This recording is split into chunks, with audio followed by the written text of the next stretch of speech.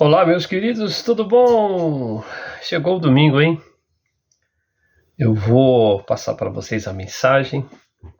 Eu tô dando uma descansada, viajando, aproveitando um pouco, pequeno curto período de férias, comemorando também o nosso aniversário de casamento, tá bom?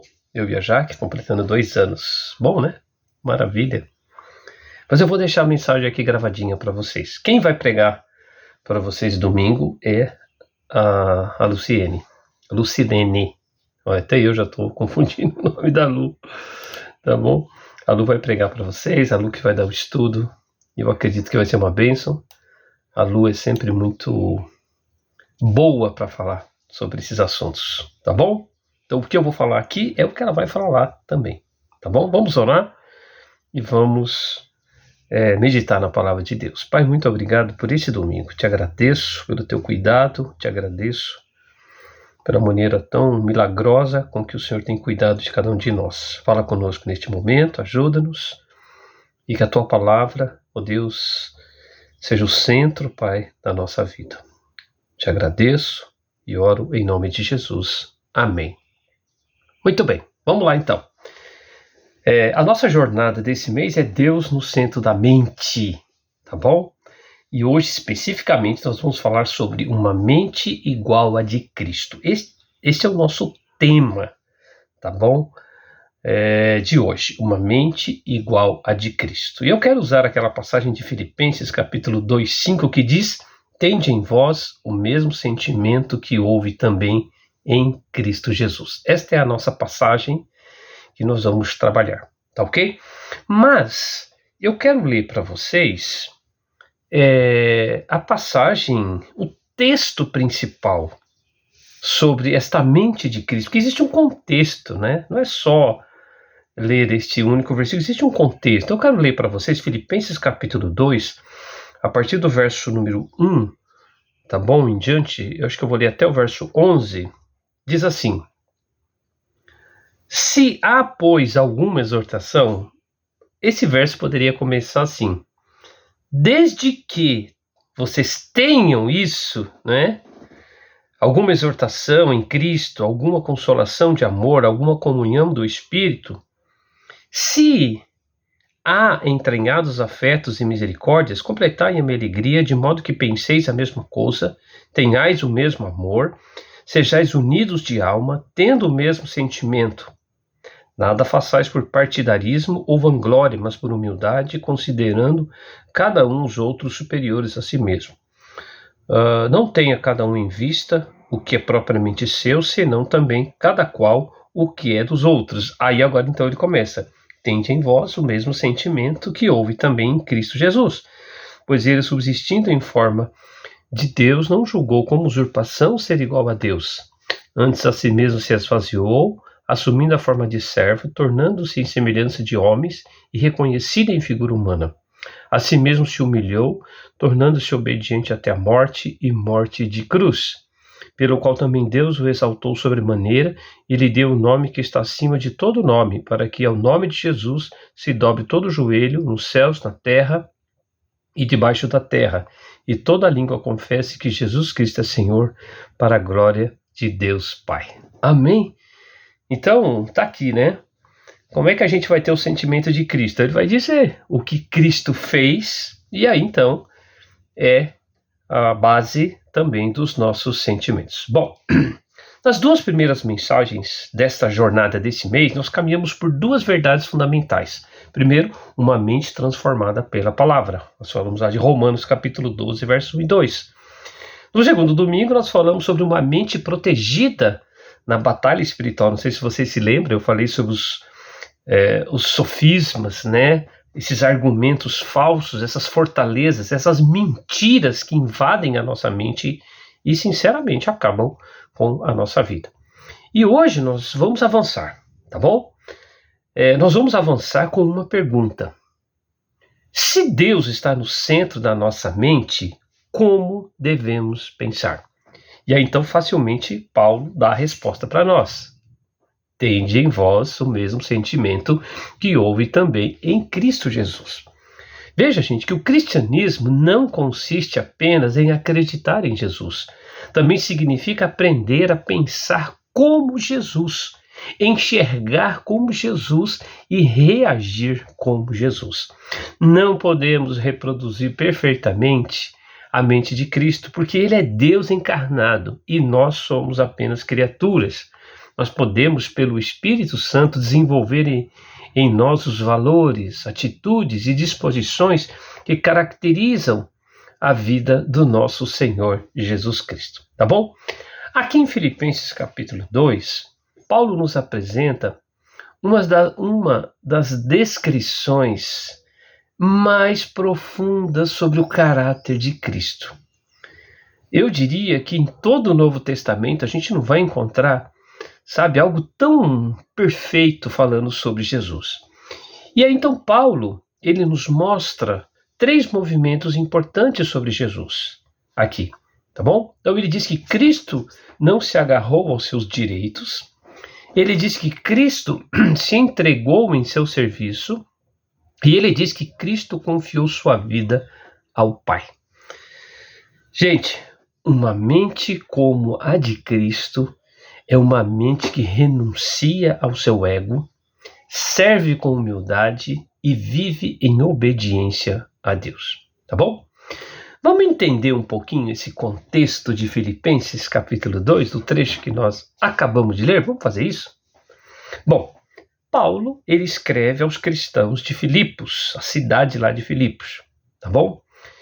E ele escrevia enquanto ele estava preso. A igreja de Filipos era uma igreja muito querida por Paulo, mas havia sinais de conflitos, tá bom? Relacionais, dificuldades de unidade, enfim, nenhuma igreja era perfeita. Por isso, antes de apresentar Cristo como exemplo, você vai ver lá no capítulo número 1, Paulo vai dizer assim: completai a minha alegria, de modo que penseis a mesma coisa, tenhais o mesmo amor, sejais unidos de alma. Filipenses capítulo 2, verso 2, tá bom? E veja que Paulo, ele destaca algo importante. Paulo fala sobre a mente antes de falar sobre o comportamento. Muito importante isso. A unidade da igreja, ela começa na maneira como pensamos uns sobre os outros. E então ele apresenta Jesus como o maior modelo, tá?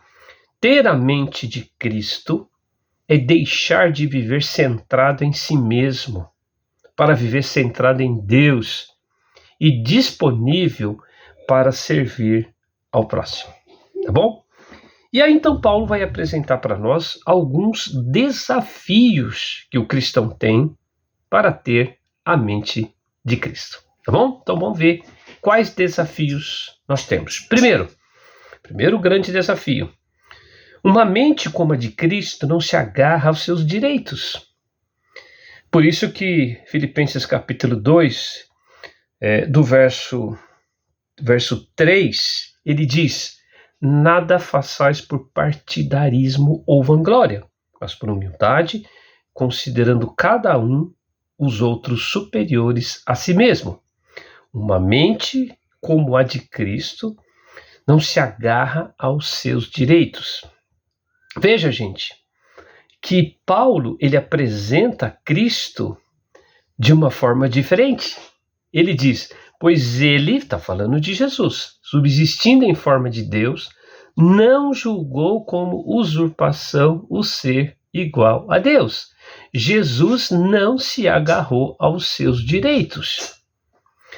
Essa palavra grega traduzida para sentimentos, tá bom? Aqui do verso número 5, não é?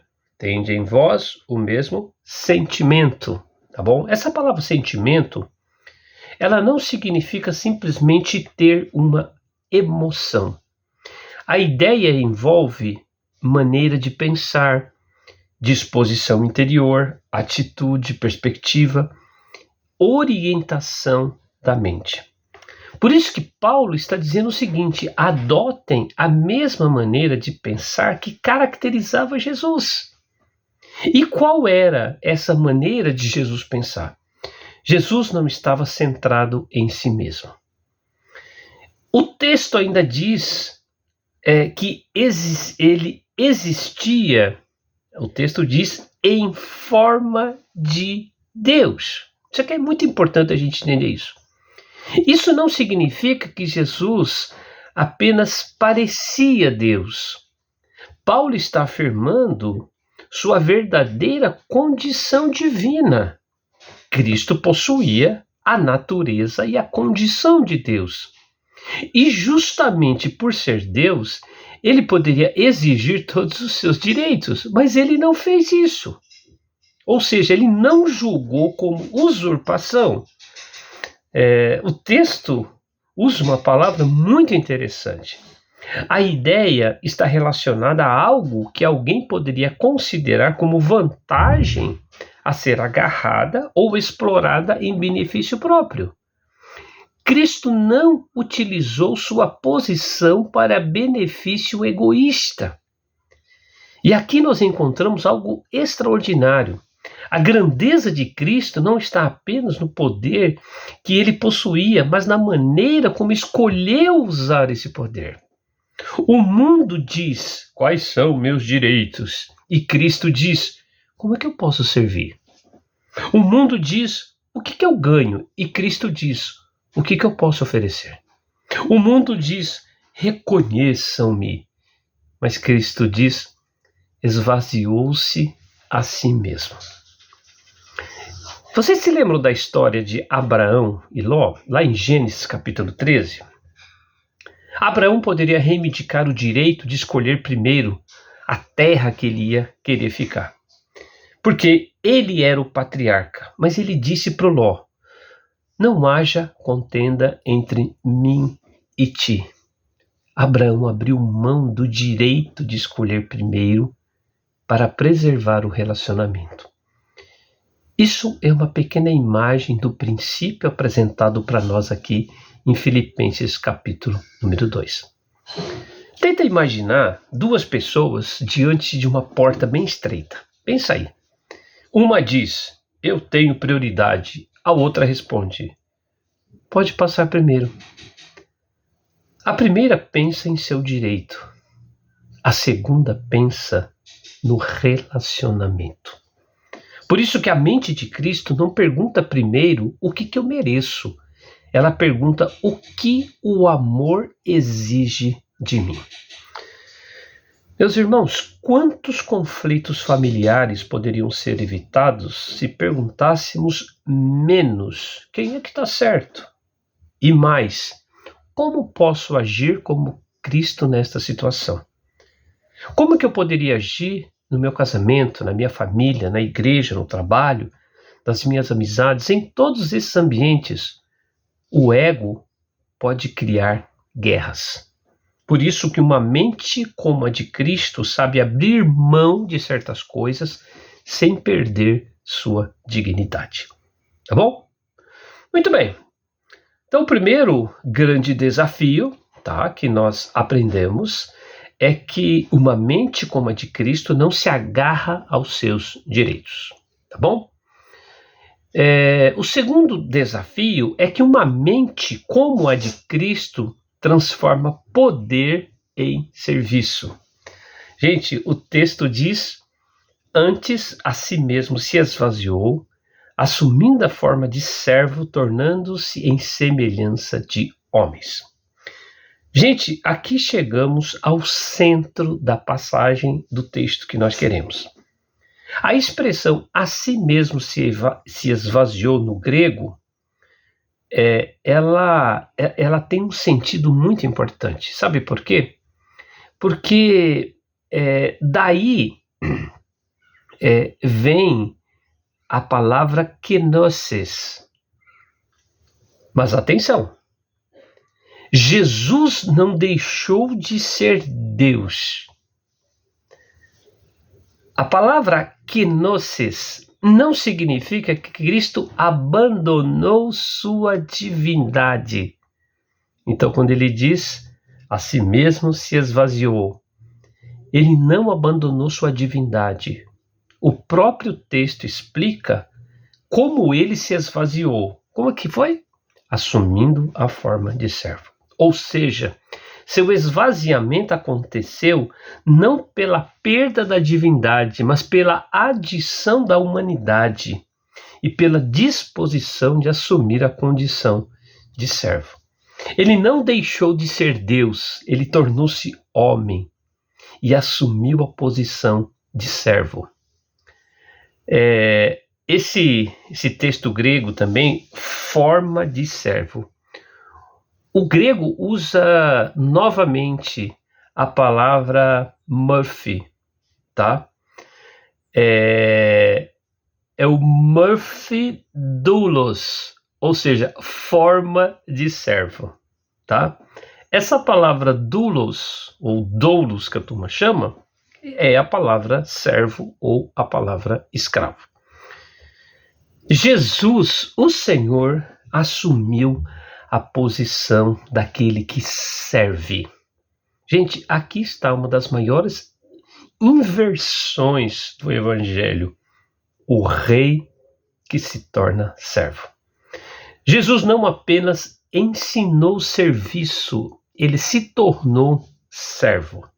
Por isso que em Marcos 10:45 ele diz, pois o próprio Filho do Homem não veio para ser servido, mas para servir e dar a sua vida em resgate por muitos. Jesus poderia ter exigido serviço, mas escolheu servir. Ele lavou os pés dos discípulos. Você vai lembrar lá de João capítulo 13, né? Do verso 14 ao verso 15. Ora, se eu, sendo o Senhor e Mestre, vos lavei os pés, também vós deveis lavar os pés uns dos outros, tá? Tenta imaginar essa cena, né? Os discípulos estavam ali discutindo sobre quem seria o maior. E Jesus sabia que Judas o trairia, que Pedro o negaria e que os demais fugiriam. Ainda assim, ele foi lá, ele pegou uma toalha e ele foi lavar os pés dos discípulos. Irmãos, isso é Filipenses capítulo 2. Mas é Filipenses 2 em forma de ação. Tenta imaginar um rei chegando numa cidade.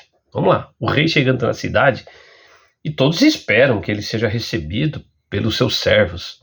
Mas de repente ele chega, ele tira a sua capa, ele pega uma toalha e ele começa a servir as pessoas. Eu acredito que todos ficariam perplexos. Por quê?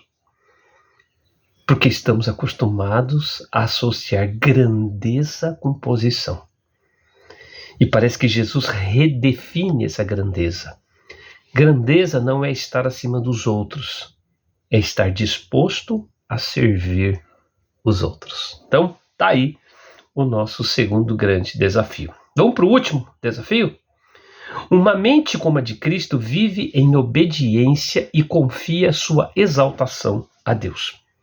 Por isso que o texto de Filipenses diz, a si mesmo se humilhou, tornando-se obediente até a morte e morte de cruz. Veja bem, interessante que depois disso, né, Paulo diz, pelo que também Deus o exaltou sobremaneira. Gente, observe a sequência. Humilhação, obediência, cruz e depois exaltação. Jesus não tomou atalhos. A cruz fazia parte também da missão. A palavra grega para obedeceu, obediência, tá? Essa palavra grega tem uma relação com a ideia de escutar debaixo da autoridade de alguém, submetendo-se àquilo que foi ordenado. Jesus viveu em perfeita submissão ao Pai. Em João 6,38 diz, porque eu desci do céu não para fazer a minha própria vontade, e sim a vontade daquele que me enviou. A mente de Cristo não é governada pelo conforto. Jesus sabia que obedecer significaria rejeição, sofrimento, abandono e cruz. E mesmo assim, Jesus diz: não seja feita a minha vontade, mas a tua vontade. Essa é uma mente rendida. Lá no Getsêmani, nós temos o exemplo perfeito. No jardim, Jesus sente profundamente a aproximação da cruz. Ele não nega a dor, ele não finge que está tudo bem, mas ele ora e ele entrega a sua vontade ao Pai. Isso é muito importante para nós. Ter a mente de Cristo não significa não sentir medo, tristeza ou angústia. Significa não permitir que essas emoções tenham a palavra final.